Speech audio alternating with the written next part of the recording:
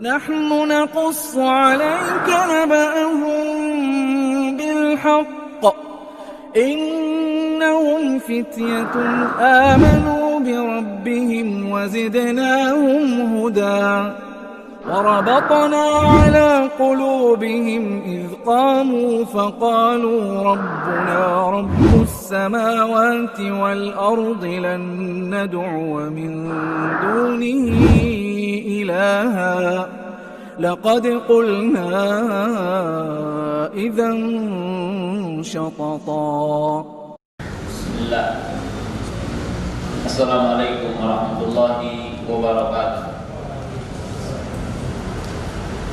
Alhamdulillahi hamdan katsiran thayyiban mubarakan fihi kama yuhibbu rabbuna wa yarda. Asyhadu an la ilaha illallah wahdahu la syarika lah wa asyhadu anna Muhammadan abduhu wa rasuluh. Wassalatu wassalamu ala Rasulillah wa ala alihi wa ashabihi wa man tabi'ahum bi ihsanin ila yaumiddin. Amma ba'du.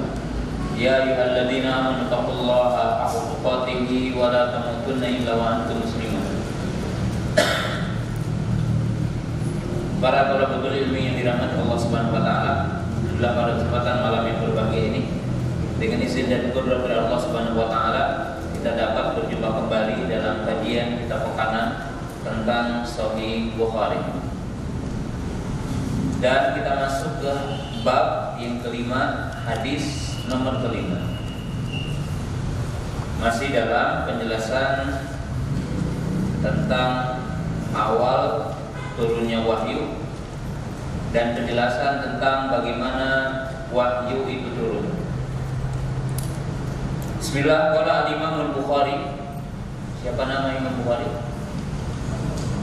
Abu Abdullah Muhammad ibnu Ismail ibnu Mughirah. Qala haddatsana Musa ibnu Ismail. Musa ibnu Ismail adalah kunyahnya Abu Salamah At-Tubudaki. Kenalnya Abu Salamah At-Tubudaki. Qala hadatsana Abu Awana. Ini disebutkan kuliah, namanya adalah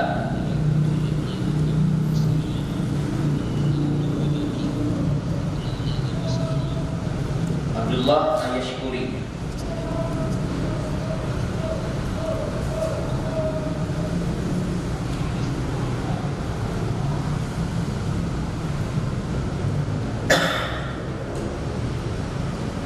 Dan ini adalah rawi pertama dalam kitab ini. Jadi Abu Awana baru disebutkan pertama.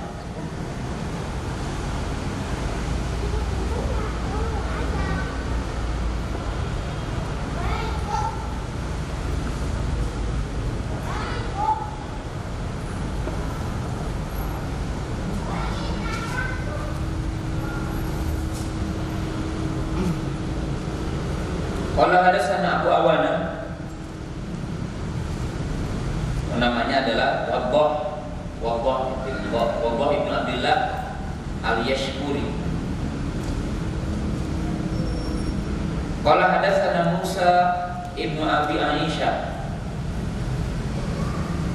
Qala hadatsana Sa'id ibn Jubair. Tabi'in. Dan Sa'id ibn Jubair hidup di masa fitnah yang sangat besar, yaitu dalam masa Hajjaj ibn Yusuf, seorang pemimpin yang zalim, pemimpin yang diktator, yang zalim. Dan Sa'id ibn Jubair syahid dan meninggal dunia dengan kezaliman Hajjaj ibn Yusuf.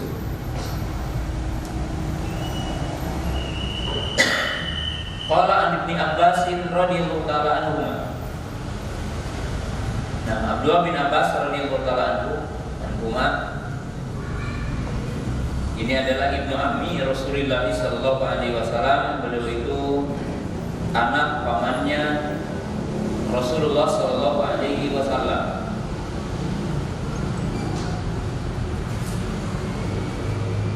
Abdullah bin Abbas, sebagaimana kita tahu, adalah dikenal dengan Hibrul Ummah. Jadi dikatakan lautan umat dalam ilmu, maksudnya digambarkan orang yang digambarkan seperti lautan dalam ilmu, dinamakan dengan Hibrul Ummah, Habr, Bahrul. Jadi Bahrul Ummah atau dikenal dengan Hibrul Ummah. Hibrun artinya tinta, kalau Bahrun adalah lautan, artinya lautan ilmu atau tintanya ilmu. Dan dikenal juga dengan istilah turjumanul Quran. Jadi Abdullah bin Abbas dikenal juga dengan turjumanul Quran, terjemah Al-Quran. Dan Nabi SAW mendoakan beliau dengan doa yang sangat dikenal untuk beliau, itu doa agar beliau faqih dan doa agar beliau itu punya kemampuan dalam menafsirkan Quran. Redaksi yang dikenal oleh kita, Allahumma faqihhu fiddin wa alimhu fit ta'wil. Ya Allah, jadikanlah beliau faqih dan ajarkan kepadanya ta'wil, yaitu tafsir. Itu tafsir Al-Quran.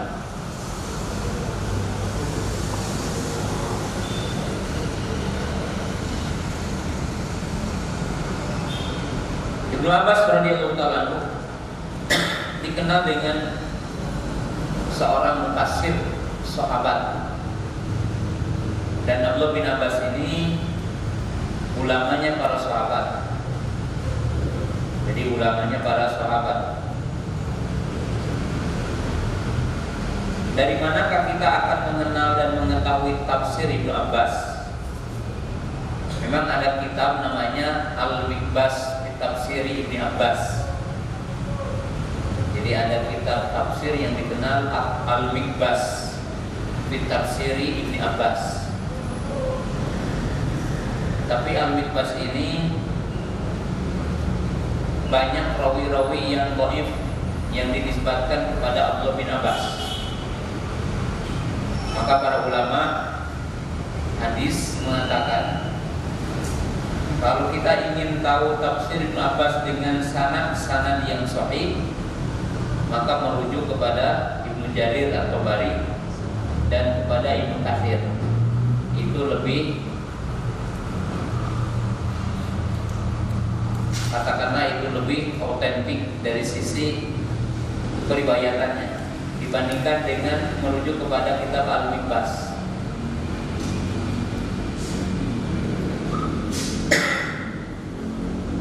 Kemudian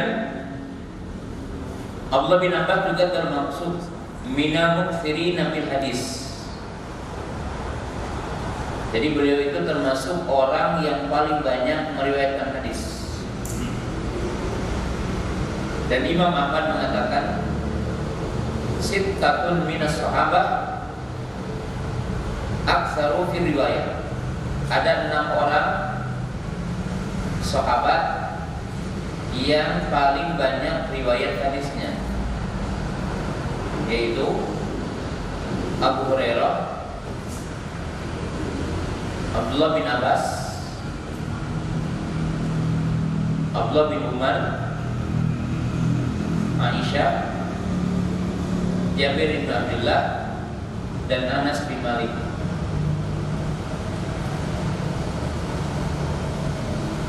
Ini sahabat-sahabat yang paling banyak meriwayatkan hadis.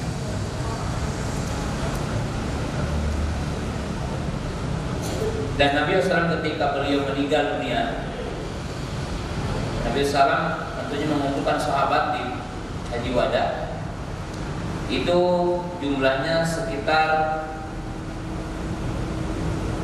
100.000 sahabat.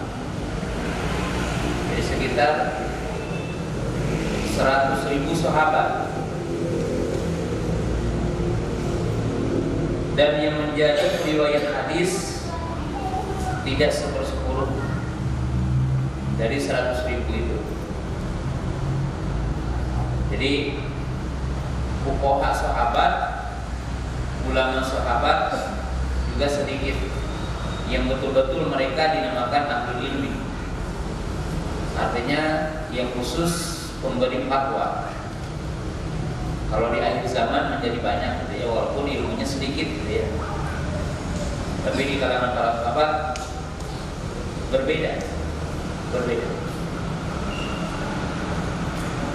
Dan ini mengingatkan kepada dunia pendidikan kita di Indonesia. Dan saya berhadapan dengan banyak mahasiswa ya di sini. Satu keanehan dalam sistem kehidupan dan pendidikan di Indonesia, menuntut semua muridnya harus nilainya 9 dalam semua pelajaran.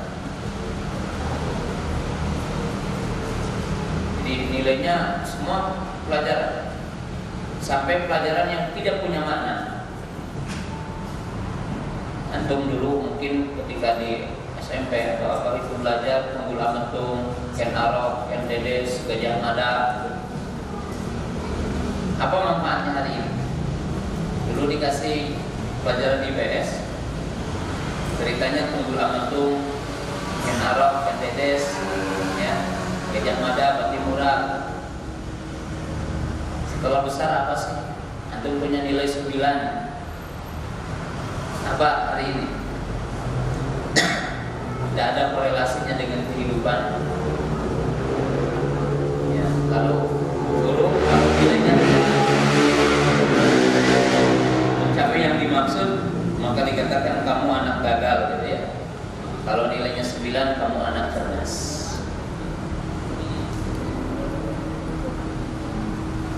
Lalu kalau dulu ya orang dikatakan orang cerdas diuji matematika ya. Kalau matematikanya bagus, wah ini anak cerdas ya. Ini hal-hal yang mungkin menjadikan bangsa Indonesia itu terpuruk hari ini. Dan kita lihat dalam kehidupan para sahabat ridwanullah ta'ala alaihim, ya, para sahabat ridwanullah ta'ala alaihim, mereka berbeda-beda satu dengan yang lainnya, dan mereka memiliki keahlian satu dengan yang lainnya. Ini para sahabat, ya, muktinya para sahabat yang banyak meriwayatkan hadis itu 6 kata Imam Ahmad. Dari berapa?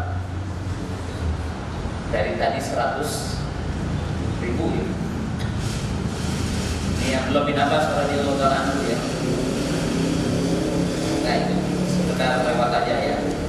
Jangan dipikirkan terlalu dalam, nanti tersinggungan.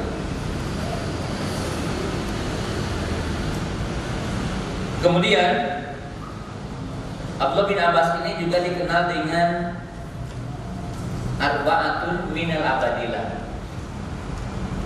Jadi Abdullah bin Abbas ini dikenal dengan 4 sahabat yang dinamakan Abdullah. Ya, ini sekedar pengetahuan aja, karena dalam ilmu hadisnya ada dikenal abadilah minas sahabat. Ya, nama-nama Abdullah dari kalangan sahabat. Yang paling terkenal dan disepakati 3, dan ada perbedaan 1. Yang pertama adalah Abdullah bin Abbas, Abdullah bin Umar, dan Abdullah ibnu Zubair. Ya, Abdullah ibnu Zubair. Nah, terjadi perbedaan di kalangan para ulama, yaitu nomor 4 Abdullah bin Amr bin As dan Abdullah ibnu Mas'ud. Jadi apakah yang keempatnya Abdullah bin Amr bin As atau Abdullah ibnu Mas'ud. Jumhur ulama lebih menekankan kepada Abdullah bin Amr bin As karena beliau lebih banyak hadisnya. Nah, ini sekedar kita mengenali sahabat ya yang mulia. An Ibnu Abbas radhiyallahu ta'ala anhu, dari Abdullah bin Abbas semoga Allah meridhai kepada keduanya. Fi qouli ta'ala, itu surah Al-Qiyamah, la tuharrik bihi lisanaka lita'jala bihi. Qala kana Rasulullah sallallahu alaihi wasallam yu'aliju min at-tanzili shiddah. Wa kana mimma yuharriku syafataihi wa qala Abdullah bin Abbas, fa ana uharrikuhuma lakum kama kana Rasulullah yuharrikuhuma. Wa qala Sa'id, ana uharrikuhuma kama ra'aitu Ibnu Abbasin yuharrikuhuma. Fa harraka syafataihi fa anzalallahu ta'ala la tuharrik bihi lisanaka lita'jala inna alaina jam'ahu wa Qur'an. Qala jam'uhu la fi sadrika wa taqra'ahu fa idza qara'nahu fattabi Qur'an. Qala fastami lahu wa ansit thumma inna alaina bayan thumma alaina an taqra'ahu fa kana musallam ba'da dhalik idza atahu Jibrilu istama wa idza talaqa Jibrilu qara'ahu an-nabiy sallallahu kama qara'ahu. Kita baca hadis satu karena ini bahasanya luas berkaitan tentang Quran, bagaimana turun, berapa kali turun, bagaimana turun, dan kita bahas dengan apa yang sebelumnya. Dalam hadis Abdullah bin Abbas di sini disebutkan tentang penjelasan surah Al-Qiyamah dari ayat 16 sampai ayat ke-19. Jadi dari ayat 16 sampai ayat 19. Nah, kita sampaikan dulu pelajaran mustalah hadis. Karena kita belajar hadis, mustalah hadis. Di sini disebutkan, kita bacakan dulu dari Abdullah bin Abbas, semoga Allah telah meridhai kepadanya, tentang firman Allah Ta'ala yaitu surah Al-Qiyamah ayat 16. Janganlah engkau wahai Muhammad menggerakkan lisanmu dengan Quran itu supaya engkau lebih cepat untuk menguasainya. Jadi maksudnya Nabi SAW mendahului Jibril dalam mewafatkan. Qala kana Nabi SAW yu'aliju minat tanzili shiddah. Keadaan Nabi SAW, beliau sangat semangat dalam menunggu atau ingin menguasai Al-Quran. Syiddatan artinya yu'aliju syiddatan minat tanzil. Jadi beliau Nabi SAW sangat semangat sekali dalam menerima wahyu. Jadi beliau itu sangat ingin cepat hafal, sangat ingin cepat menguasai, sangat ingin cepat memahaminya. Wa kana mimma yuhariku syafatai, dan beliau itu menggerakkan kedua bibirnya. Lalu Abdullah bin Abbas berkata, maka aku pun menggerakkan kedua bibirku bagi kalian, sebagaimana Nabi SAW menggerakkan kedua bibirnya. Dan berkata Sa'id bin Jubair, yaitu tabi'in, ulama besar, faqih, ijma para ulama akan kemuliaannya, keagungannya, dan beliau meninggal dunia dengan sebab dibunuh oleh Hajjaj Zulman dengan cara zalim, dan beliau tidak melakukan kudeta, tidak demonstrasi ya. Dan juga ulama yang lainnya tidak mengajak demonstrasi gara-gara Sa'id bin Jubair itu teraniaya waktu itu. Maka Sa'id berkata, aku pun menggerakkan kedua bibirku sebagaimana aku melihat Abdullah bin Abbas radhiyallahu taala anhu menggerakkan kedua bibirku. Dalam ilmu mustalah hadis ada yang dinamakan musalsal. Ini musalsal bil harakah. Artinya musalsal itu berentetan, musalsal. Jadi Nabi SAW memberikan gerakan ketika memberikan contoh, memberikan gerakan pada bibir. Kemudian Abdullah bin Abbas pun ketika meriwayatkan hadis sama ketika Nabi SAW meriwayatkan kepada Abdullah bin Abbas. Dan Sa'id bin Jubair yang menerima riwayat dari Abdullah bin Abbas ketika menceritakan kepada rawi yang setelahnya, yaitu Musa ibnu Abi Aisyah, sama.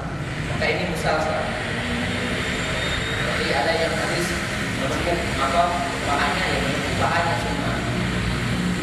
Tapi kata para ulama hadis tentang bukan hadis musalsal, bukan makna hadisnya, tetapi musalsal di dalam hadis itu sangat sedikit dan umumnya dhaif. Dan umumnya apa? Dhaif. Dan sangat sedikit sekali hadis musalsal yang sahih. Jadi ini sekedar pengetahuan bahwa di sini dinamakan dengan hadis musalsal.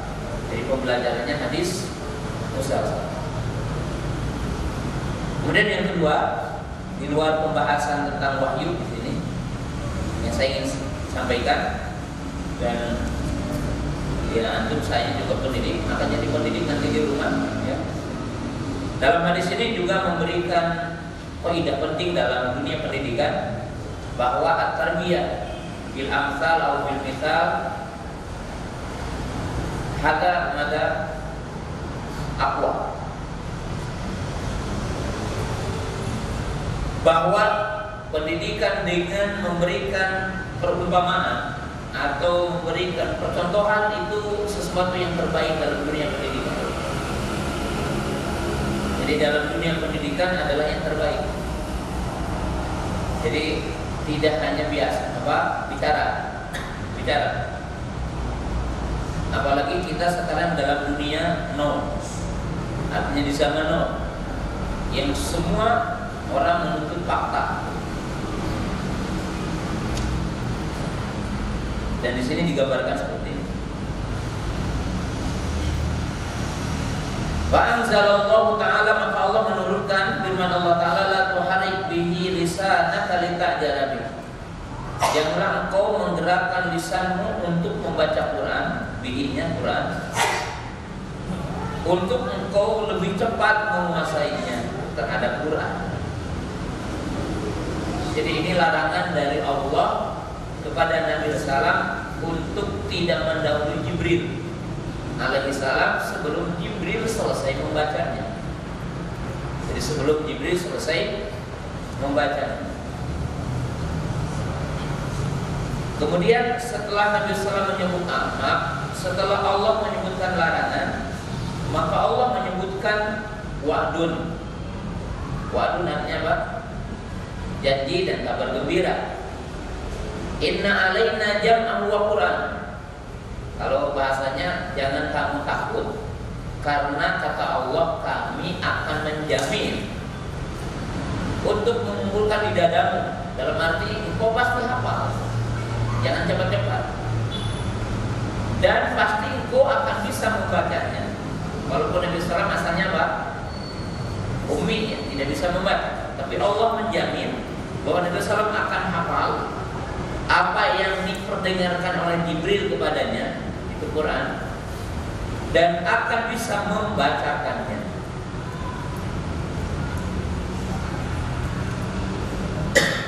Qala jam'uhu la bisadrika wa taqra'a.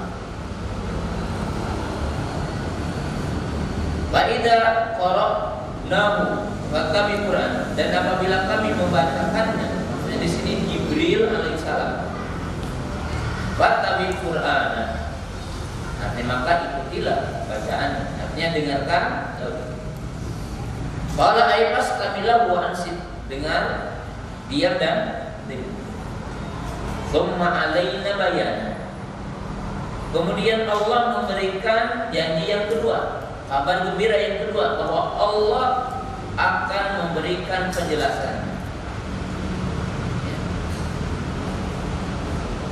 Dan penjelasannya lewat wahyu, tapi wahyunya tidak lewat Jibril di sini. Yaitu nafsul ar-ruh, di mana Allah Taala mengapakan?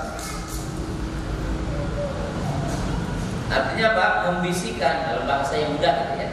Membisikkan kepada hati Nabi SAW untuk menjelaskan maknanya. Maka Allah yang menjelaskan mana Quran.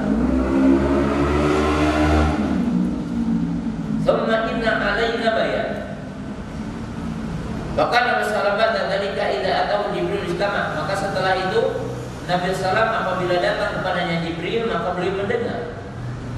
Dan apabila Jibril pergi, maka beliau membacakannya kepada siapa?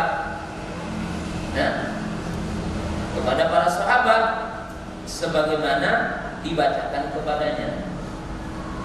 Nah, ini mana hadis. Jadi tingkat hadis. Para talibul yang dirahmati Allah Subhanahu wa taala, di sini akan diambil banyak pelajaran kaidah berkaitan dengan Quran. Pertama, para ulama menjelaskan dari hadis ini bahwa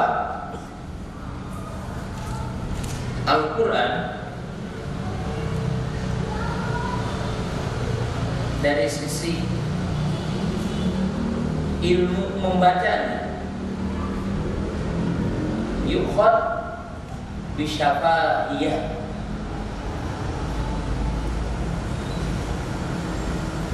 Para ulama menjelaskan di sini sesuatu yang juga kita perlu pelajari ya, bahwa Al-Quran itu diambil dengan syafahiyah.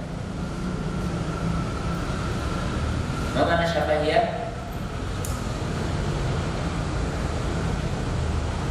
Kebalikannya, tidak diambil dari membaca teks Quran. Artinya kita baca Quran sendiri gitu.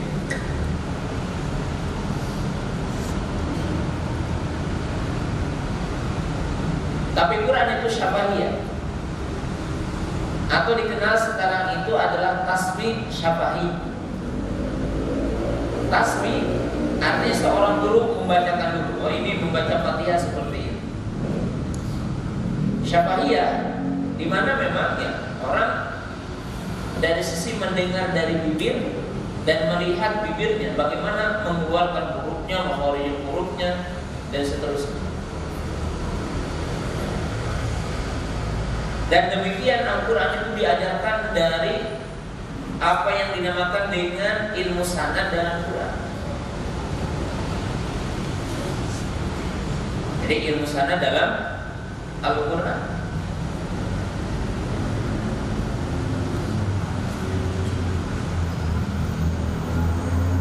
Dalam istilah kita kausulnya seperti apa? Artinya rentetan Quran itu seperti apa? Kemarin sudah saya jelaskan bahwa Quran itu kita sepakati dulu, nanti akan dijelaskan bahwa Quran itu kan tidak jelek ke bumi dalam arti apa seperti suhuf Ibrahim, seperti Taurat, seperti Zabur, seperti Injil, yaitu turun ke bumi sekaligus. Nah, Quran tidak. Di mana Quran itu dalam bahasa kita Jibril mendengar dari Allah. Di mana Allah membacakan Quran itu kepada Jibril alaihissalam. Maka disebutkan dalam hadis, jika Allah berbicara, maka semua makhluk-makhluk yang ada di langit, para malaikat itu pingsan, gitu kan? Maka Jibril alaihissalam mendengar. Lalu Jibril menyampaikannya kepada Nabi kita Muhammad SAW. Maka dikatakan sami'a Rasulullah an Jibril. Jadi Jibril mendengar dari Allah, Nabi SAW mendengar dari Jibril. Atau dengan redaksi lain, asma'ullahu Jibrilah wa asma'u Jibrilu Muhammadan SAW. Allah memperdengarkan Quran kepada Jibril dan Jibril memperdengarkan Quran kepada Nabi SAW, dan Nabi SAW memperdengarkannya kepada para sahabat. Jadi itu adalah syafaiyah. Tapi tidak boleh kita mengatakan kepada Allah, karena kalam Allah berbeda dengan kalam apa? Manusia.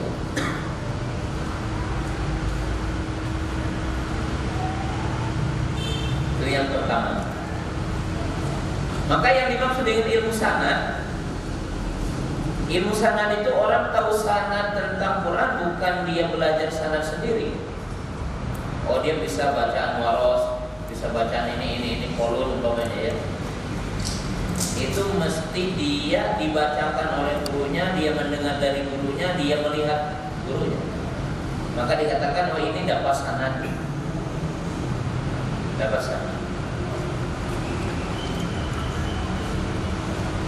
Itu yang pertama. Yang kedua, bahwa dalam hadis nanti akan ada hadis ke-6 bahwa Nabi SAW itu disebutkan beliau membacakan lagi Quran kepada Jibril itu kan di setiap Ramadan. Maka dikatakan ada sana nas wa khairul manajidu fi Ramadan hina yudarisul Quran. Jadi Jibril alaihissalam datang kepada Nabi SAW itu di bulan Ramadan untuk dalam bahasa kita memurojaah. Murojaah itu apa? Untuk mengulangi kembali yang telah disampaikan dan telah dibaca, dan dipastikan bahwa apa yang ada di Nabi SAW itu tetap adanya. Nah, dalam ilmu mustalah hadis itu ada yang dinamakan arbu munawal atau arbul qiraah. Arbul qiraah ini atau arbul munawal dan semisalnya, katakanlah saya dapat hadis dari guru saya dengan 3 cara. Cara yang pertama dengan hafalan. Syekh saya namanya Abdul Rahman. Maka saya mengetengahkan hafalan saya ke guru saya, dan guru saya mendengar. Benarkah hafalan saya itu tetap seperti semula? Maka ini dinamakan ardun. Artinya apa? Mengembalikan lagi hafalan saya. Yu'aridu. Yang kedua, dimungkinkan saya menghafal lewat tulisan. Artinya apa? Menulis semua hadis guru saya. Jadi menjaga tulisan ditulis, walaupun saya tidak hafal, tetapi hanya tulisan. Maka ada yang dinamakan ardul kitabah, menyodorkan kembali tulisan saya.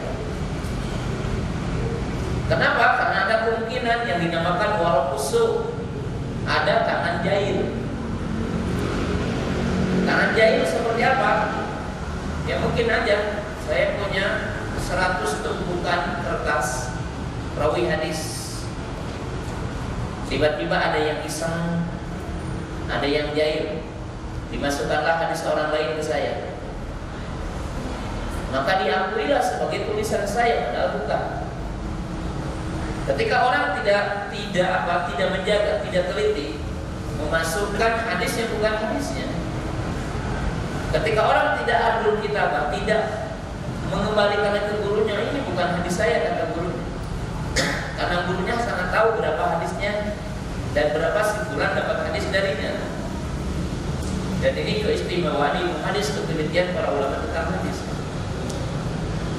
Jadi selalu begitu. Ya. Atau mungkin contoh yang ketiga adalah ijazah. Ijazah itu ya orang mengatakan aku diizinkan kepadamu untuk meriwayatkan hadis ini. Maka orang mesti juga menjaga Ketika orang itu lalai, terbakar bukunya, ya, tenggelam atau kena tsunami mungkin hari ini, maka hafalannya jadi rusak. Jadi namanya murojaah itu udah merupakan satu konsep dalam Islam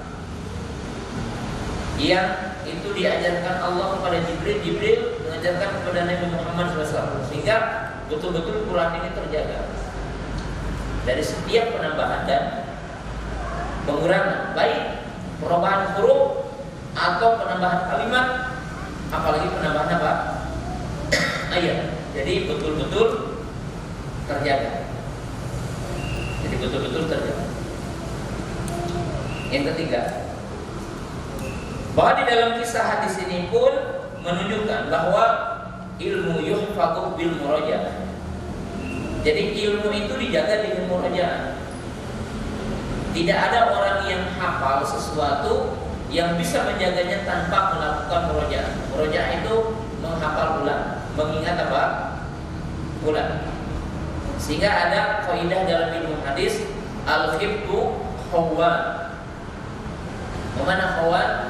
Artinya ada lupanya. Tidak ada orang yang hafal sesuatu yang tidak pernah lupa.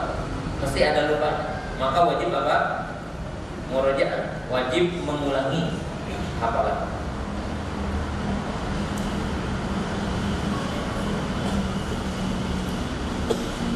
Yang keempat,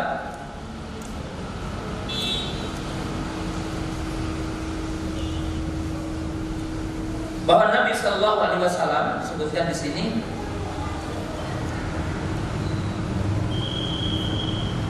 karena dasar yu'alidu,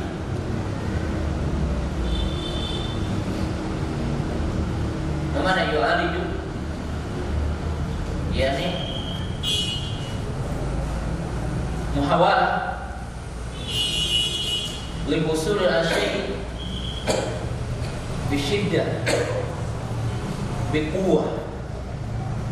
Artinya apa? Dia melakukan sesuatu yang besar karena ingin mencapai sesuatu besar. Maksudnya semangat sekali lah itu bahasanya. Dan dia mengoptimalkan diri. Kenapa? Karena memang apa yang akan didapatkan oleh beliau Nabi Sallam adalah perkara besar. Dia dalam surah Al-Muzammil, inna sanulqi 'alaika qawlan tsaqila. Ini inna sanulqi 'alaika qawlan tsaqila. Sesungguhnya kami, kata Allah, akan memberi kepadamu atau akan mewahyukan kepadamu qawlan tsaqila. Qawlan tsaqila yang dimaksud di sini apa? Quran. Maka Nabi Sallallahu itu telah memiliki perangkat yang memang akan mampu memikulnya. Dari cerita yang kemarin bahwa Nabi SAW itu mampu berjalan ke Gua Hira bolak-balik, dan itu bermalam-malam, melakukannya berkali-kali, dan beliau diam dalam kondisi dingin, dalam kondisi gelap, dalam kondisi menyendiri. Dalam arti dari semua perangkat yang menjadikan kepantasan, kelayakan untuk menjadi seorang rasul dan menjadi pemikul wahyu itu udah. Maka tidak pantas orang juga jadi pemimpin, jadi presiden, orang yang lemah, baik lemah fisiknya apalagi lemah akalnya, karena dia akan memikul sesuatu yang besar. Maka di sini Nabi SAW dikatakan beliau begitu apa? Begitu antusias ya, untuk menerima wahyu, untuk menerima wahyu. Dan bukti kesemangatan beliau itu disebutkan dalam ayat ini, bahwa beliau menggerakkan kedua bibirnya dalam membaca Al-Quran sebelum malaikat Jibril tuntas membacanya. Jadi sebelum malaikat Jibril tuntas membacanya, maka datanglah teguran dari Allah Ta'ala. Artinya larangan dari Allah Ta'ala, janganlah kau tergesa-gesa dalam menggerakkan kedua bibirmu agar engkau cepat-cepat untuk menghafalnya dan menguasainya. Akan dilarang Allah Ta'ala. Lalu Allah Ta'ala berjanji bahwa akan menjadikannya Nabi SAW itu menguasainya dan mampu membacanya. Jadi dijamin Nabi SAW itu akan hafal dan Nabi SAW itu akan bisa membacanya. Jamaah yang dirahmati Allah Subhanahu wa taala, dalam poin ini menjadi dalil bahwa Quran itu akan dijaga dari penambahan dan pengurangan. Dan ayat ini pun sebagai dalil bantahan kepada orang-orang Rafidhah atau orang-orang Syiah yang mengatakan Quran yang ada di sisi Ahli Sunnah adalah apa?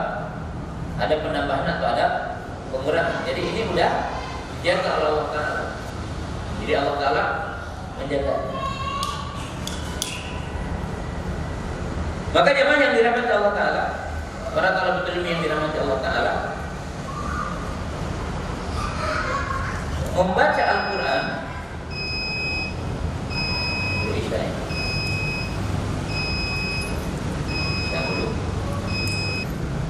Alhamdulillah wassalatu wassalamu ala Rasulillah wa ala alihi wa ashabihi wa man tabi'ahum bi ihsanin ila yaumiddin, amma ba'du. Ya. Kita teruskan kembali bahwa dalam menjelaskan hadis ini dan ayat yang terdapatkan surah Al-Qiyamah, yaitu menyebutkan tentang semangatan Nabi SAW dalam menunggu wahyu dari Jibril alaihissalam dan kesemangatan beliau untuk menguasai apa yang datang dari Jibril alaihissalam. Kemudian di sini kita akan melihat tentang membaca Al-Quran. Membaca Al-Quran yang disunnahkan itu ada dua metode secara umum ya. Yang pertama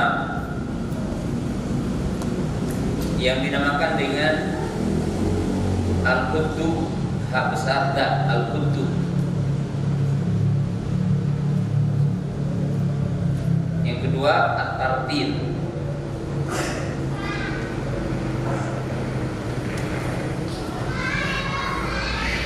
Al-Quddu dimaksudkan adalah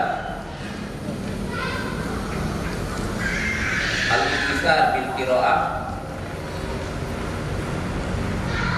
li ajri al-katsir bi adadil kalimat.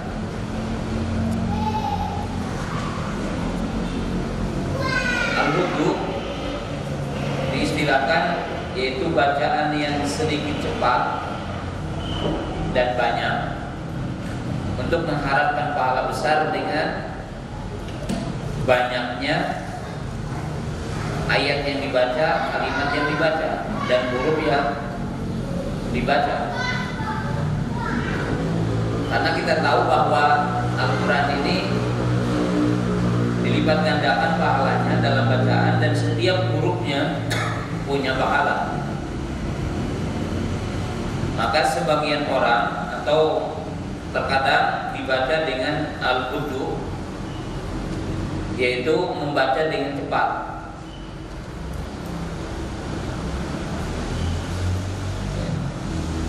Tapi tidak salah dalam panjang pendeknya dan tidak talqin dalam membacanya dan tidak merubah hurufnya.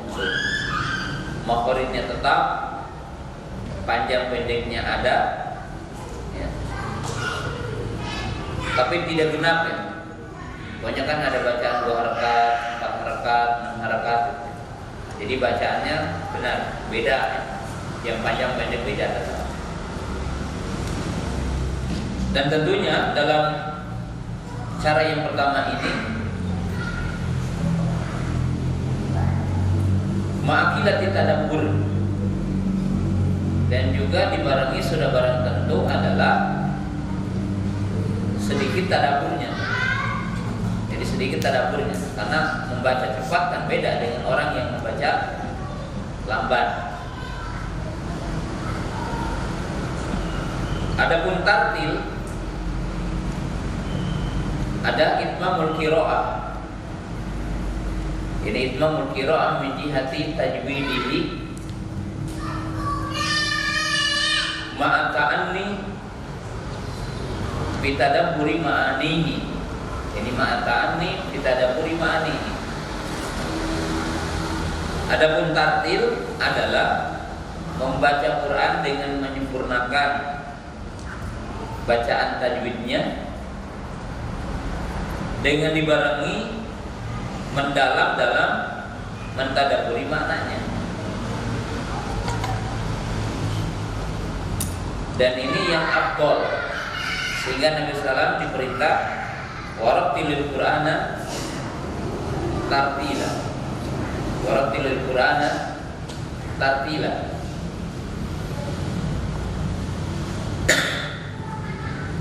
Lalu pertanyaannya, mana yang lebih afdal di antara dua bacaan ini?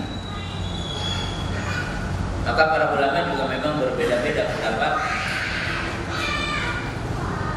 Ditinjau perbedaan itu ada beberapa sisi. Kalau meninjau dari sisi banyak bacaan, banyak pahala, maka tentunya cara al-qudu itu lebih baik, ya kan? Karena lebih banyak yang dibaca, lebih banyak apa?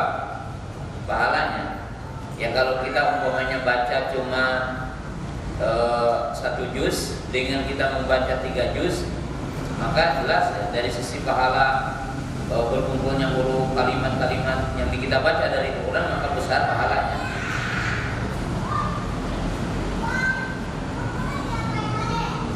Maka berarti al-wudu afdal min tartil, karena tartil itu akan lebih sedikit kalau ditinjau dari sisi itu.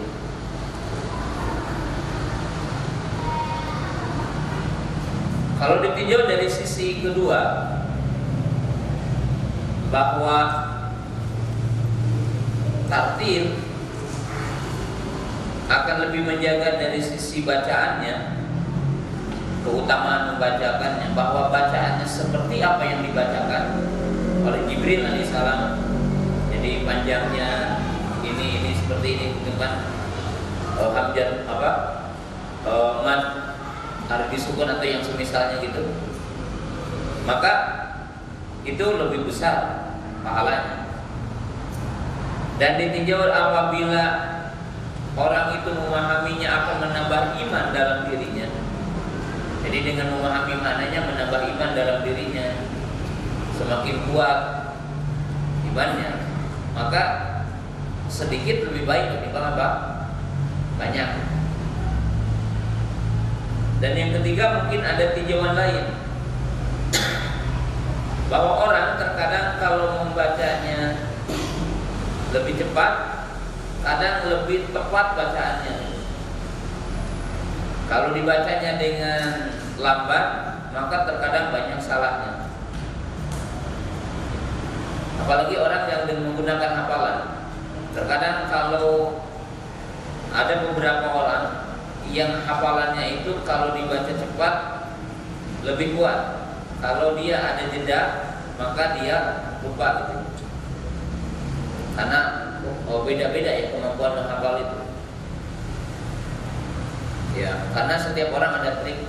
Ya, seperti mungkin saya kalau mengingat hadis atau apa biasanya megang apa gitu ya, artinya menggerakkan buku atau apa gitu.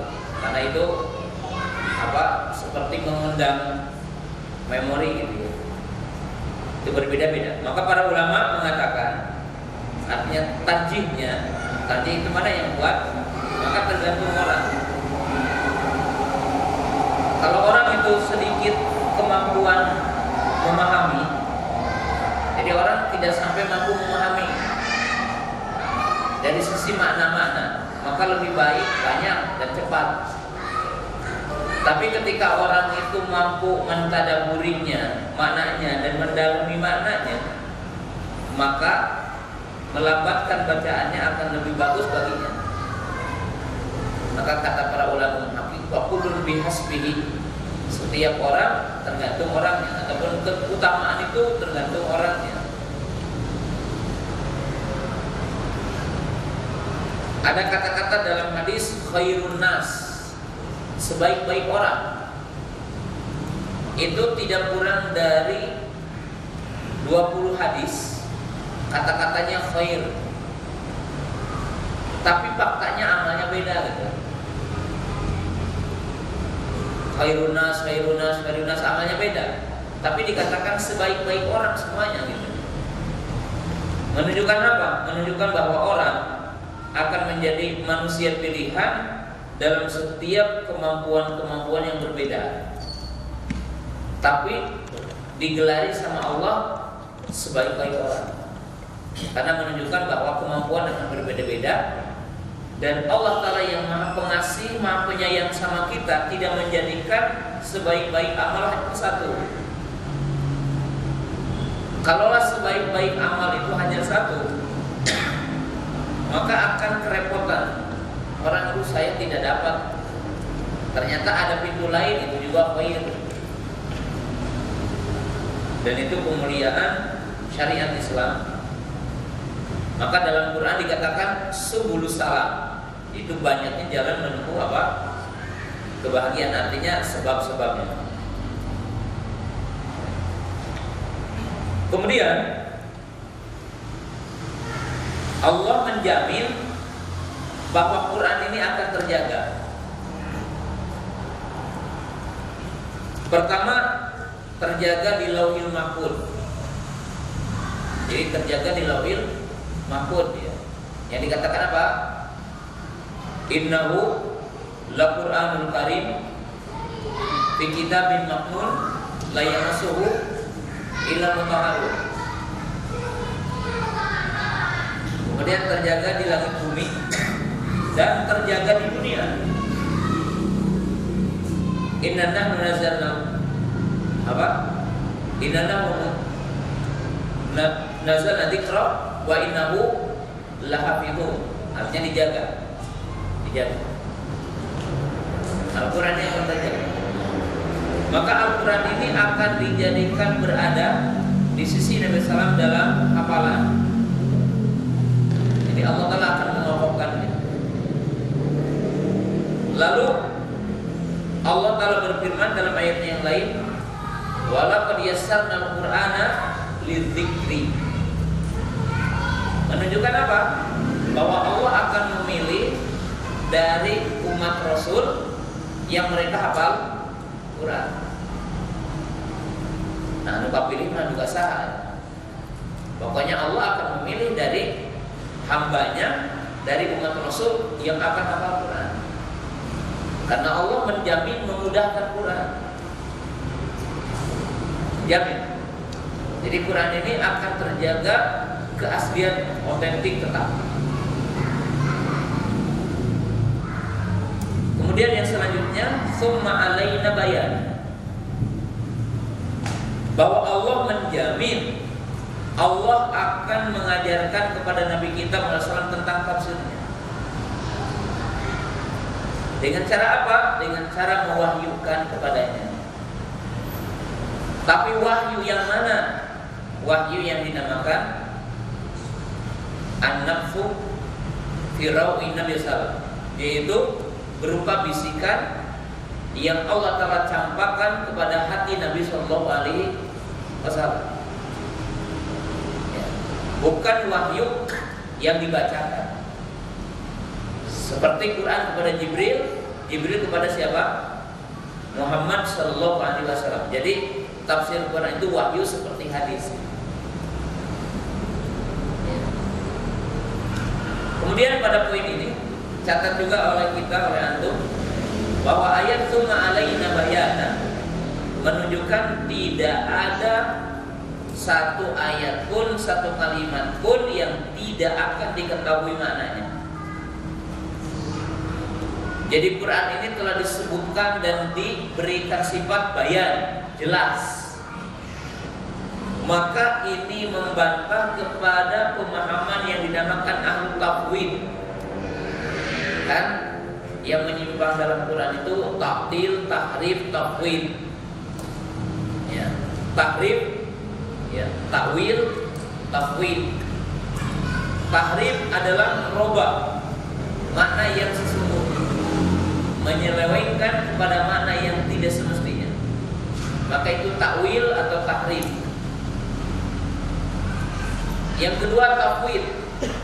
Sering orang mengatakan hanya Allah yang tahu maknanya, sehingga seolah-olah ya Qurannya tidak diketahui maknanya.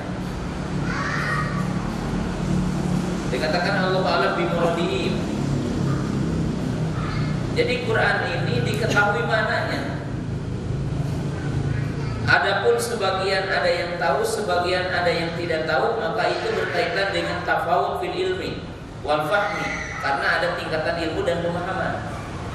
Tapi dipastikan bahwa umat pasti tahu mana Quran. Hanya kalau kita tidak tahu simpulan tahu, maka itu adalah karena perbedaan tingkatan dalam ilmu dan pemahaman. Karena Allah menjamin summa alaina bayan. Kalau Nabi SAW dijamin tahu maknanya, maka Nabi SAW tidak mungkin tidak menyampaikan maknanya kepada para sahabat. Karena kalau menyembunyikan berarti Nabi SAW apa? Kitman. Nabi SAW itu khianat, tidak menyampaikan risalah Allah. Nah, jadi ini sangat penting sekali bahwa kita belajar dari hadisnya tentang ayat ini, ya, seputar ayat-ayat ini. Nah, ini mana hadis ya yang ada kita baca. Kemudian yang selanjutnya tentang Quran dan turunnya Quran. Saya akan jelaskan definisi Quran ya. Definisi Quran, Al-Quran kalamullah,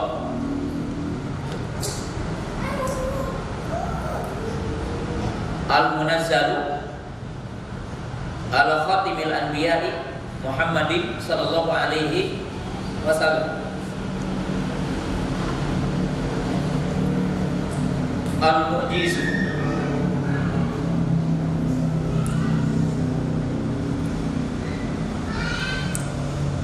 al-mabdu'u bi suratil Fatihah, al-makhtum bi surati An-Nas, al-muta'abbadu bi tilawati. Yani al-muta'abbadu bi tilawati, al-mutawattiru bi riwayatihi.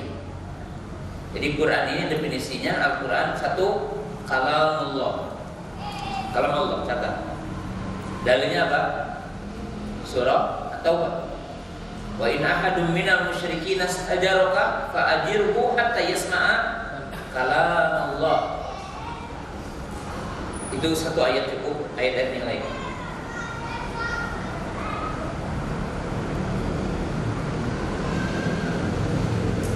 Al-munazzalu, yang diturunkan. Dalilnya apa? Nah, dalilnya inna anzalnahu bilailatil qadr. Inna anzalnahu Qur'anan Arabiyyan wa nazalnahu tanzila. Ayat yang sangat banyak.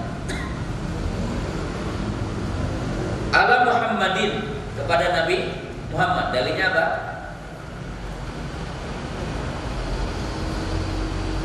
Yang paling populer ayat yang dibaca setiap hari Jumat aja gitu kan. Alhamdulillahilladzi anzala ala 'abdihi al-kitab. Artinya diturunkan pada siapa? Ditambah tadi biwasitati Jibril, dengan perantara Jibril. Dengan perantara Jibril. Jadi kalamullah munazzal kepada siapa? Muhammad dengan perantara Jibril. Al-mu'jizu, yang dia adalah berupa apa? Mukjizat. Yang dimulai dengan surah Al-Fatihah, diakhiri dengan surah apa? An-Nas. Yang beribadah membacanya dan diriwayatkan dengan mutawatir, itu adalah Al-Quran. Dalam definisi ahli sunnah wal jamaah. Artinya dalam definisi ahli sunnah wal jamaah.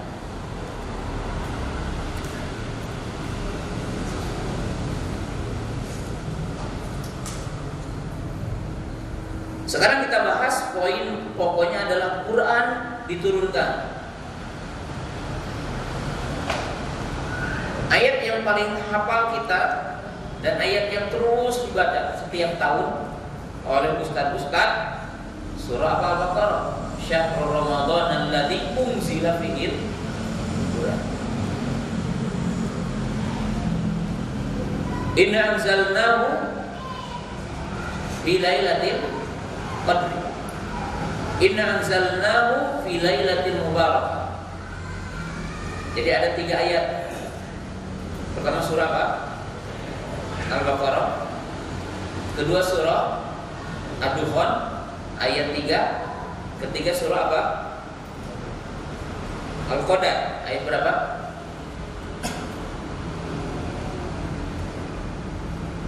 Ayat 1. Ayat 1. Inna anzalnahu fi lailatul qadr. Bahwa ayat-ayat tadi menunjukkan bahwa Quran apa? Diturunkan. Bagaimana Quran diturunkan? Quran turun, kalau lihat ayat-ayat adalah 3 bentuk atau 3 kali turun. Jadi Quran turun 3 kali turun.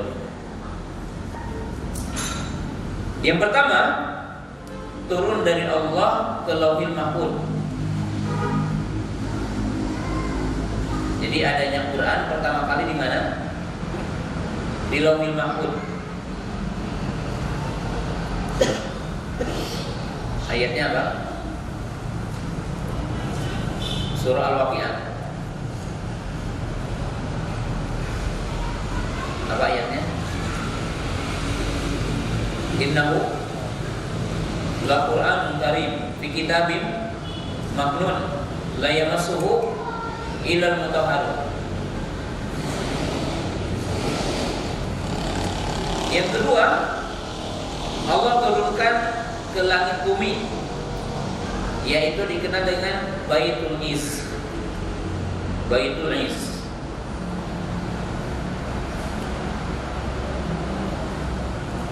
Ke langit bumi, Baitul Is.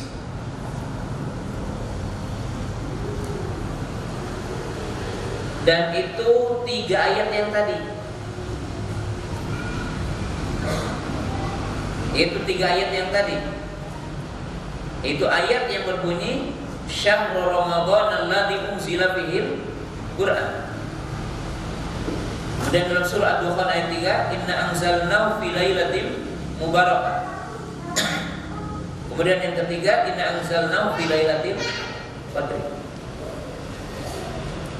Dan itu sekaligus gitu, Quran turun dalam arti 30 juz.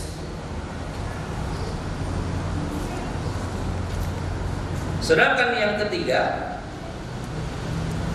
min sama'i dunya ila Nabi sallam biwasitati Jibril. Yang ketiga adalah turunnya Al-Quran dari langit bumi kepada Nabi kita Muhammad SAW dengan perantara Jibril. Karena beda dengan kitab-kitab sebelumnya, Taurat, Injil, Zabur, itu turun dengan sekaligus, maratan wahidah.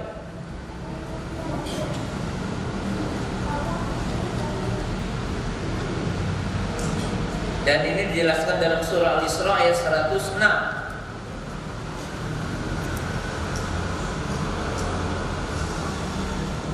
wa Qur'anan faraqnahu litaqra'ahu 'alan nasi 'ala mukfin.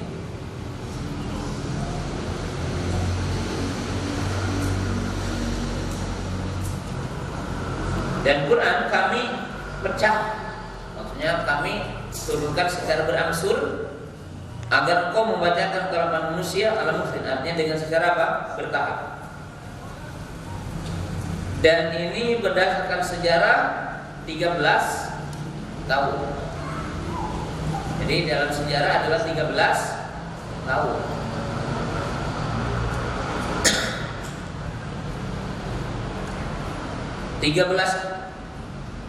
Maaf, 23 tahun, keliru. Itu 23 tahun. Yaitu 13 tahun Nabi Sallam di Mekah dan 10 tahun Nabi Sallam di Madinah. Maka ada yang dinamakan Maki Madani. Maaf tadi jumlahnya keliru. 23 tahun. 13 tahun di Mekah dan 10 tahun di Madinah. Ini Quran. Jadi harus kita tahu bagaimana turun Quran.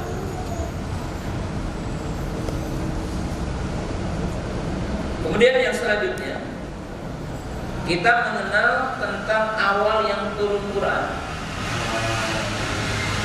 dan yang akhir dari turunnya Quran. Kemudian kapan? Kalau ditinjau dari kapannya, maka sepakat bahwa ketika Nabi SAW di Gua Hira, itu yang paling rajih. Yang paling rajih ketika Nabi SAW di Gua Hira. Tapi berkaitan dengan tanggalnya, maka berbeda-beda. Di Indonesia suka diperingatinya tanggal berapa? 17 Ramadan. Tapi para ulama banyak merujikan tanggal 24 Ramadan nuzulul Quran. Sebab menurut banyak kaul bahwa Taurat, Injil itu diturunkan artinya sekitar tanggal 14 ya.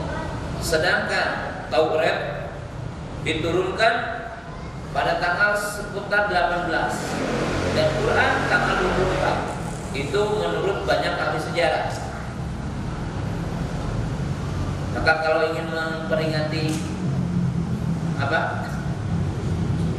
Nuzulul Quran ya tanggalnya bukan tanggal 17 itu.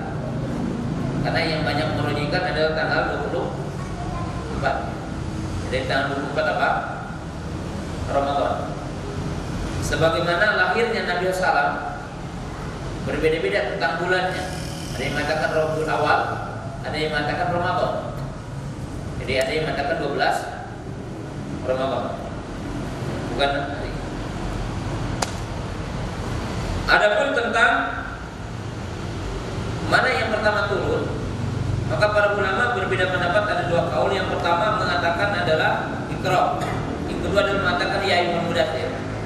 Tapi yang paling rajih adalah ya ayyuh apa? Iqra bismi rabbikal ladzi khalaq. Jadi Iqra bismi rabbikal ladzi khalaq.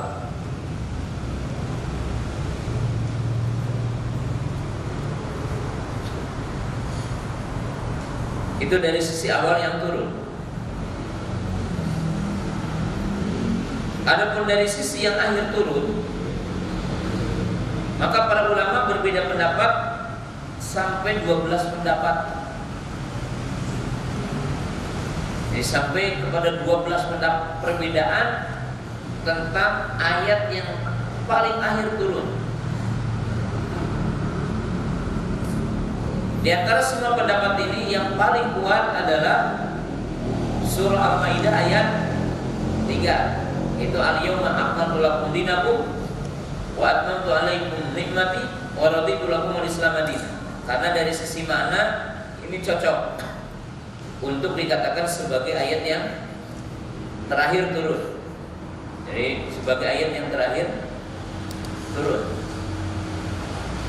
Nah, ini dari sisi turunnya apa? Al-Quran. Kemudian para kaum yang dirahmati Allah Subhanahu wa taala, setelah kita tahu bahwa Quran turun dari Allah taala kepada Nabi Muhammad SAW, dan Al-Quran ini dipastikan oleh kita hurufuhu wa kalimatuhu wa ma'nahu minallah. Keyakinan Ahlussunnah mengatakan Quran ini hurufnya, kalimatnya, maknanya dari Allah. Jadi Quran ini huruf dan maknanya dari Allah Ta'ala, kalimatnya adalah dari Allah Ta'ala.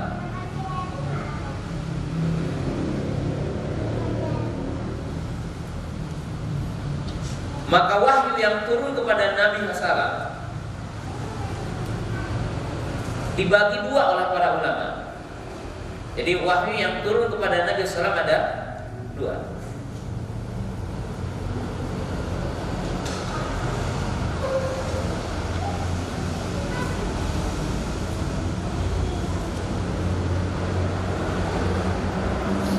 Yang pertama,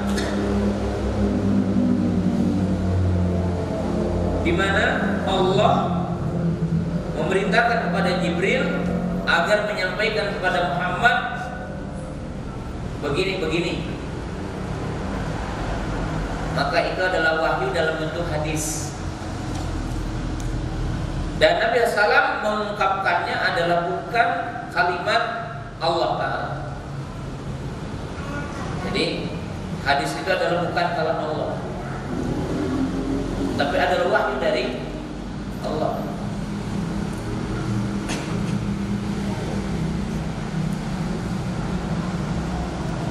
Maka tidak merubah, maka ini merubah. Artinya dari apa yang disampaikan oleh Jibril kepada beliau dan beliau menyampaikan kepada kita.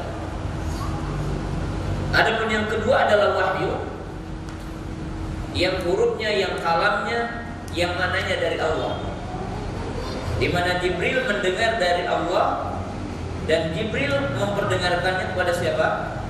Muhammad sallallahu alaihi wasallam. Dan dalam Al-Quran tidak disebutkan tentang sifat bagaimana Allah memperdengarkan Quran kepada Jibril. Di dalam Quran dari surah Al-Fatihah sampai akhir tidak disebutkan.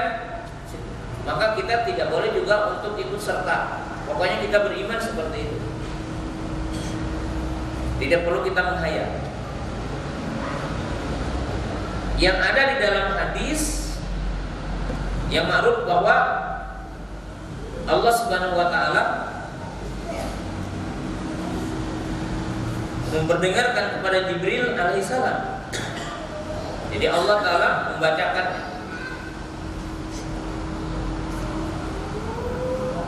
Kaifiyah dan bagaimananya kita tidak tahu. Dan jika Allah Ta'ala tidak menyebutkannya, maka kita pun tidak perlu untuk memaksakan diri harus apa? Tahu. Cukup dengan apa yang dikabarkan Allah Ta'ala kepada kita.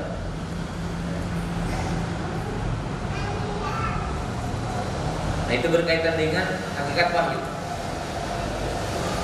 Adapun tentang kaifiyah wahyu turun kepada Nabi SAW dalam arti Jibril alaihissalam menyampaikan kepada Nabi SAW, maka telah disebutkan dengan pelajaran yang telah lalu, yaitu seputar 7 cara wahyu itu sampai kepada Nabi Sallallahu Alaihi Wasallam. Dan ini pembahasannya telah lewat. Jadi pembahasannya telah lewat.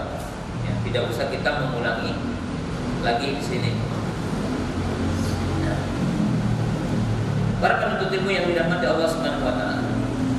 Kemudian mungkin nanti kita akan jelaskan tentang tartib Quran ini, apakah ijtihad para sahabat atau ini adalah tauqifi. Secara ringkas pendapat yang roji adalah tauqifi. Artinya ini adalah ketetapan Allah dan Rasul, bukan ijtihad para sahabat menyusun Quran seperti apa yang kita lihat hari ini. Ya, seperti apa yang kita lihat hari ini. Nah, untuk sementara sampai di sini pembahasan di malam yang berbahagia ini berkaitan dengan hadis yang kelima tentang bagaimana Allah menurunkan wahyu kepada Nabi SAW dan berapa kalikat setelah dijelaskan. Kita sekarang buka pertanyaan.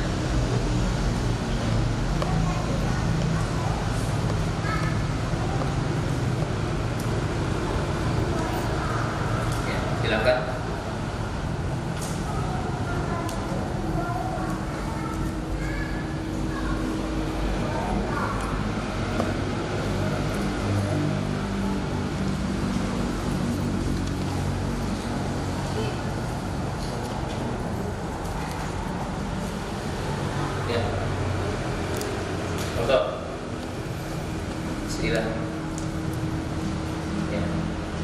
Tidak mengapa pelajaran pertanyaan kalau dibutuhkan tidak dengan judul, silakan.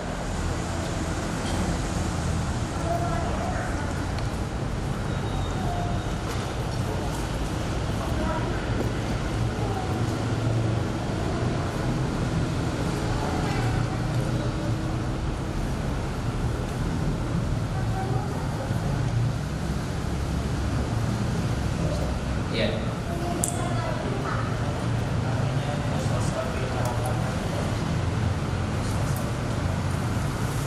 Ya,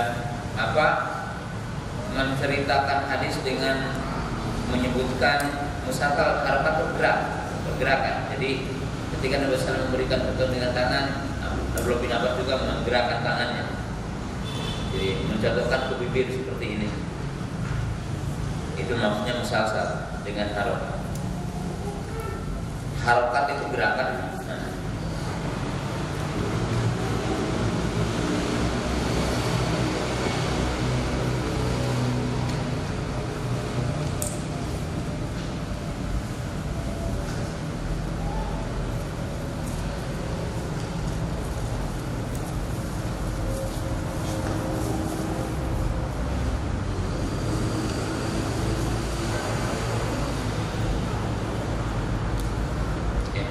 Ada lagi? Ada?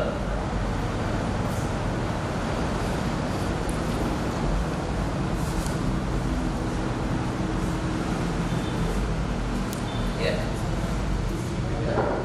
Apa? Hadis kursi dengan hadis. Ya, kalau hadis kursi adalah ya kalam dari kalam Allah. Jadi kalam Allah.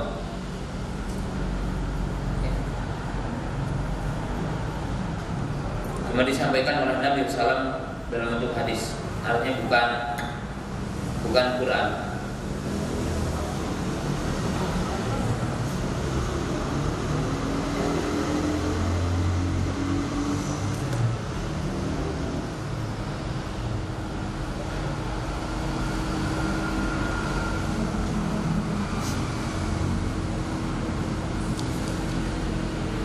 Cuma kalau hadis kursi artinya ihtimal antara hadisnya bisa dhaif, tidak mesti sahih, tidak seperti Al-Quran. Kalau Al-Quran dijamin keabsahannya dan dijamin kesahihannya. Perbedaannya dengan Al-Quran.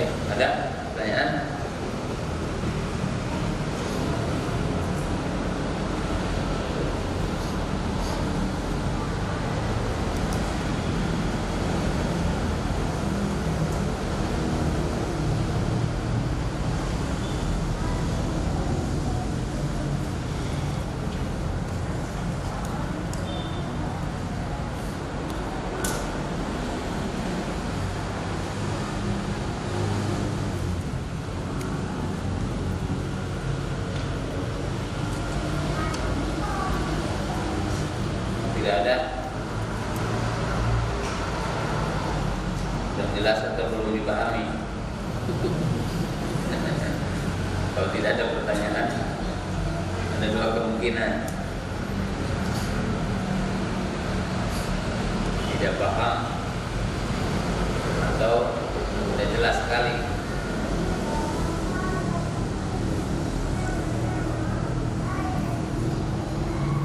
Kalau tidak, ya sebelum diakhiri mungkin hanya mengingatkan aja bahwa kita di bulan Muharram ya sekarang. Ya. Pertama, bahwa setiap dosa yang dilakukan di bulan Muharram, dosanya dilipat gandakan dengan dosa-dosa yang dilakukan di bulan yang lainnya. Karena Syahrullahil Muharram, bulan Allah yang diharamkan. Dan yang diharamkan di sana yang secara khusus adalah berperang, salah satunya. Tidak boleh mengawali berperang. Walaupun ada dua kaul juga, ada yang mengatakan dimansuh dengan kalimat setelahnya, waqatilul musyrikina kafah. Tetapi para ulama mengatakan bahwa itu apabila orang kafir mendahului. Yang kedua mananya fala tadlimu fihinna anfusakum. Dhamir fihinna, kata para ulama, ada dua pendapat. Yang pertama, dhamirnya kembali kepada seluruh bulan. Artinya orang mukmin tidak boleh melakukan bentuk-bentuk penyimpangan, kemaksiatan dalam seluruh bulan. Dan pendapat yang kedua, kalimat fihinna kepada yang lebih dekat, yaitu minha arba'atun hurum, yaitu 4 bulan. Itu yang pertama. Yang kedua, bahwa dianjurkan untuk banyak puasa. Terus sebagian para ulama dengan hadis bahwa Nabi SAW mengatakan afdhalus siyami pada Ramadan siyamu syahrillah haram, wa afdhalus sholati ba'da fardhah sholatul lail. Puasa yang paling mulia setelah puasa Ramadan adalah puasa di bulan Muharram, di bulan Allah, bulan Muharram. Dan sholat yang paling mulia setelah sholat wajib adalah sholat malam. Di sini menunjukkan dianjurkan memperbanyak puasa. Tapi para ulama memberikan dua batasan. Batasan yang pertama, tidak boleh tidak boleh puasa semuanya, karena tidak ada puasa utuh 1 bulan kecuali bulan Ramadan. Yang kedua, tidak sebanyak pada bulan Sya'ban. Dalam arti boleh. Dan yang dimaksud dengan puasa di situ adalah puasa mutlak. Puasa mutlak itu hari yang tidak ditetapkan, tanggalnya tidak ditetapkan, kapan saja boleh. Kemudian yang kedua, dianjurkan berpuasa secara khusus adalah puasa Asyura. Puasa Asyura itu puasa Yaumul Ashir min Syahril Muharram, itu puasa di hari ke-10 pada bulan Muharram. Dan disunahkan untuk disertai hari yang ke-9-nya. Karena Nabi SAW mengatakan tidak akan amul mukbil sunnah. Yang mutasi, kata Nabi SAW, kalau aku masih hidup pada tahun depan, kita akan sahur tanggal 9. Dan sebagian para ulama juga dianjurkan sahur setelahnya. Dengan ada riwayat sum yauman qablahu wa sum yauman ba'dahu. Puasalah sehari sebelumnya dan puasa sehari setelah. Berarti puasa tanggal 9, 10, 11. Dan Imam Ibnu Qayyim mengatakan dalam kitabnya Zadul Ma'ad bahwa puasa Muharram itu ada 3 tingkatan. Yang pertama, ifrad fi yaumil ashr. Yang pertama, menghanyakan atau hanya menyendiri pada tanggal 10. Martabat tsaniyah yaumut tasi wal ashir, tanggal 9 dan 10. Martabat yang ketiga adalah 3 hari. Dan puasa Asyura hukum asalnya wajib ya. Setelah Nabi SAW berjalan ke Madinah dan datang perintah bulan Ramadan, maka puasa Asyura menjadi hukumnya apa? Sunnah, hukumnya sunnah. Dan puasa sebelumnya dan puasa setelahnya itu dengan tujuan untuk menyelisihi Yahudi, karena puasa Asyura itu dilakukan oleh kaum jahiliyah, orang-orang jahiliyah juga puasa, dan orang-orang ahlul kitab juga apa? Puasa, karena hari kemenangan Nabi Musa dan kemenangan Nabi apa? Saleh alaihi wasallam. Ini berkaitan dengan Asyura. Dan ingat pada 10 Asyura itu ada 2 bidah yang besar yang ada di tengah-tengah umat Islam hari ini. Jadi ada 2 bidah besar. Bidah yang pertama adalah yang dinamakan Yaumul Uzn, dijadikan hari berkabung. Dan ini yang dilakukan oleh orang-orang Rafidhah, orang-orang Syiah, karena diyakini bahwa hari itu adalah hari meninggal beliaunya Al-Husain bin Ali, sehingga hari itu dinyatakan hari berkabung. Orang-orang Syiah ya di seluruh penjuru dunia menjadikan hari itu hari meratap ya, dengan kepergian wafatnya Al-Husain bin Ali dengan berbagai bentuk. Ya, ada yang sampai bunuh diri, menyayat-nyayat badannya, merobek-robek suara keras, minimalnya mengatakan ya Husain ya. Itu paling tidak mereka melakukan itu, dan itu bid'ah yang pertama. Bid'ah yang kedua adalah bid'ah yang dilakukan oleh orang-orang Nasibi, yaitu dijadikan yaumul farah, bahwa hari itu adalah hari kegembiraan, jadikan seperti hari ini, masak-masak, berdandan, bersolek ya, seperti menggunakan celak dan sebagainya, membuat makanan. Mungkin sekarang ada bubur syura ya, di beberapa daerah ada kenal bikin bubur syura, bikin makanan bersama. Maka itu termasuk bagian dari bidah, itu bidah Nasibi. Karena orang-orang Nasibi itu orang yang benci kepada Ahlul Bait, dan mereka bergembira dengan wafatnya Al-Husain bin Ali radhiyallahu taala anhu.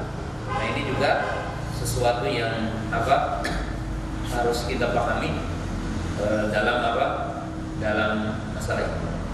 Dan Allah tidak mengapa ya ketika orang mengatakan selamat tahun baru, itu tidak termasuk sesuatu yang bidah Allah, karena itu adalah hal-hal yang jadi ala lisanin nas, dan itu adat-adat yang tidak mengapa. Sekedar mengatakan selamat tahun baru ya.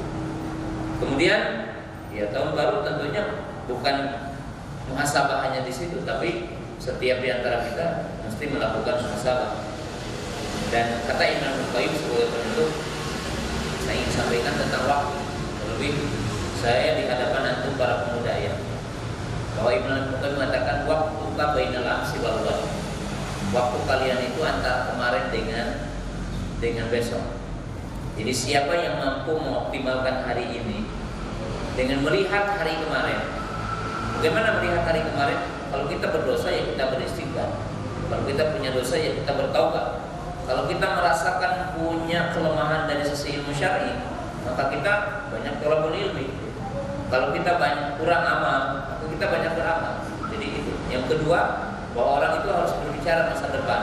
Artinya dia punya pertanyaan, punya himmah, ulul himmah untuk melakukan setiap bentuk kebaikan. Dan saya akan sebutkan dalam penutup ini, ingat waktu, kata para ulama, minimalnya ada 5 sifat tentang waktu. Jadi ada 5 sifat tentang waktu. Yang pertama, waktu itu disifati dengan cepat. Maka dikatakan dalam istilah para ulama, al-waqtu as-sayfi di dalam tabur. Jadi waktu itu cepat, dalam arti akan bergeser dengan cepat. Terlebih di akhir zaman, ya kalau zaman cepat, sehingga orang yang tidak mengoptimalkan waktu dalam waktunya, dia akan terlindas dengan waktu. Itu yang pertama. Yang kedua, waktu itu tidak akan pernah kembali. Jadi waktu itu tidak akan pernah kembali. Oleh sebab itu, kata para ulama, hati-hatilah Anda akan menyesal dalam 3 waktu jika Anda menyia-nyiakan waktu. Karena waktu tidak akan kembali. Pertama, menyesal ketika sakaratul maut. Kedua, menyesal di alam kubur. Dan ketiga, menyesal di arasatil qiyamah. Anda katakan Rabbi laula akhartani ila ajalin qarib. Jadi ini hal yang harus kita pahami. Waktu itu tidak akan pernah kembali. Kemudian yang ketiga, bahwa identik waktu itu akan membuahkan penyesalan. Jadi waktu itu akan membuahkan penyesalan dalam arti orang yang tidak menggunakan waktu dalam waktunya itu akan menyesal.